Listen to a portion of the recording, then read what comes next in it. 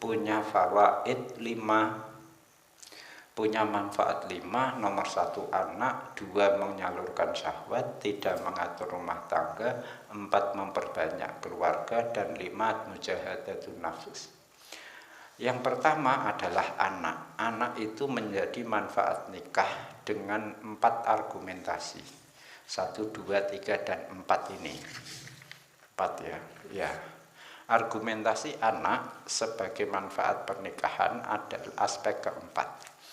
Adalah jika anak itu mati sebelum orang tua meninggal, maka anak itu memberi syafaat besok di hari kiamat.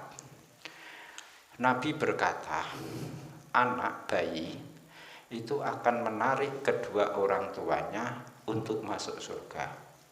Mereka narik baju orang tuanya sebagaimana saya menarik baju kamu saat ini. Jadi besok hari kiamat ini semua kata Nabi, anak yang bayi yang mati diperintahkan masuk surga. Tapi mereka tidak kunjung mau masuk, bahkan berhenti di pintu surga dengan rasa gelisah dan marah. Dia bilang, saya tidak mau masuk surga kecuali bersama kedua orang tua saya. Karena anak ini mogok tidak mau masuk surga kecuali bersama kedua orang tuanya, maka Allah memerintahkan malaikat mengambil kedua orang tuanya, diajak masuk surga bersama anak. Besok hari kiamat, hadisnya sama mendukung dengan berbagai redaksi ini.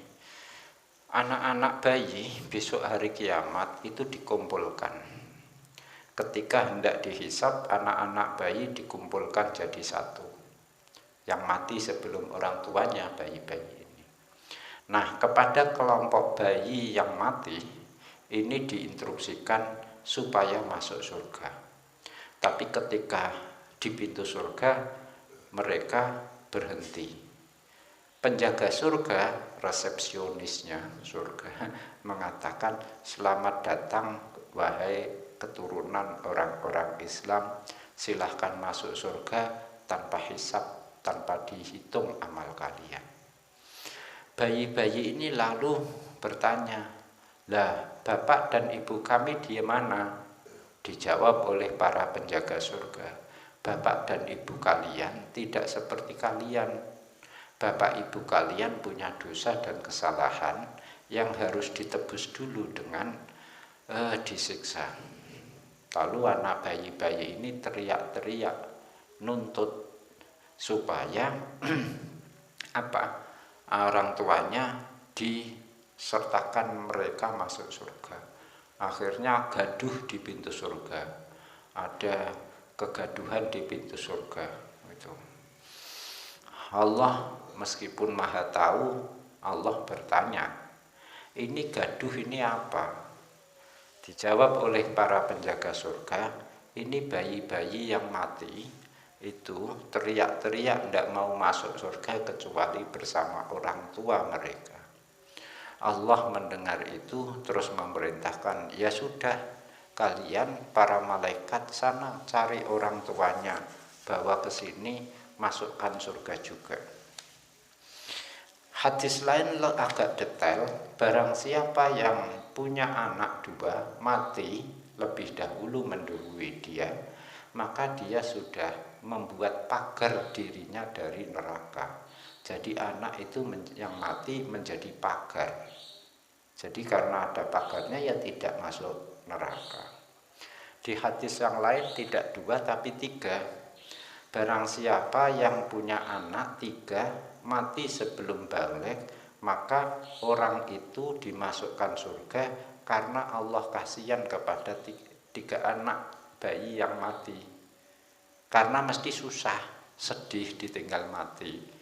Di dunia mengalami kematian anak 3. Nah, ada sahabat tanya, nek kalau cuma 2 bagaimana Nabi? Kan jenengan tadi bilang 3. Ya 2 ndak apa-apa, karo koncok dewe wis bungkus gitu.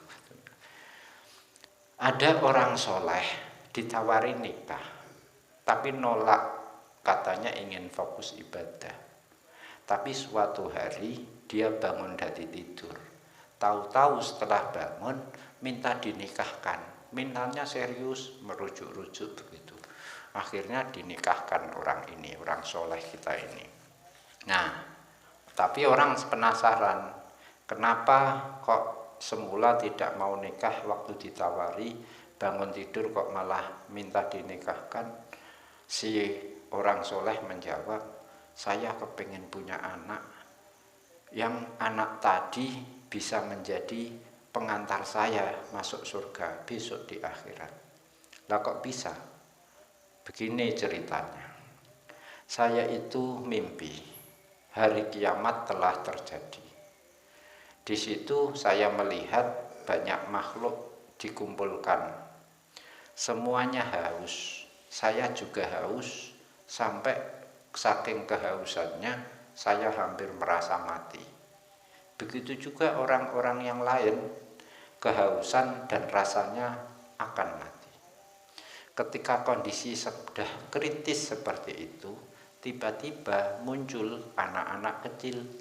Anak-anak kecil menyusup di antara kami, bawa sapu tangan dari cahaya, bawa kendi air minum dari perak, membawa piring, gelas dari emas, terus meminumi satu demi satu kami yang kehausan itu. Anak-anak kecil ini tadi tuh, hampir semua orang sudah diminumi. Nah, ketika giliran saya dekat dengan salah satu anak itu, saya ulurkan tangan saya menengadah minta diminumi. Saya yang kehausan minta diminumi. Saya bilang, "Nak, saya sudah sangat kehausan, bisa-bisa mati saya kalau tidak minum." Apa jawab si anak yang dekat saya tadi?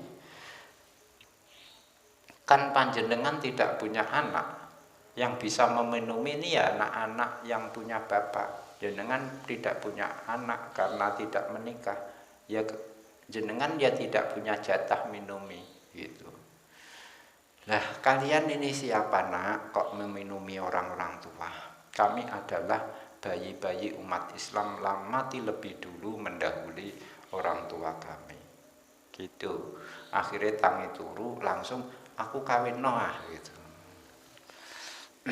Biyen ditawani kawin moh gitu. Faktu nisaukum hartul lakum faktu hartakum annasyitum baqaddimu li anfusikum. Kata Allah, perempuan kalian adalah ladang kalian, jadi tanami sesuka kalian. Waqaddimu li anfusikum, ini salah satu tafsir mengatakan taqdimul anfus itu adalah punya anak yang mati lebih dulu mendahului orang tuanya dan besok memberi syafaat.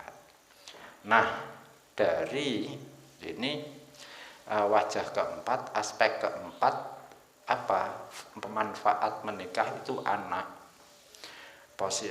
Anak, kenapa anak itu menjadi manfaat menikah? Ya argumentasinya ada 4. Yang terakhir ini tadi, anak bisa memberi syafaat kalau mati lebih dulu.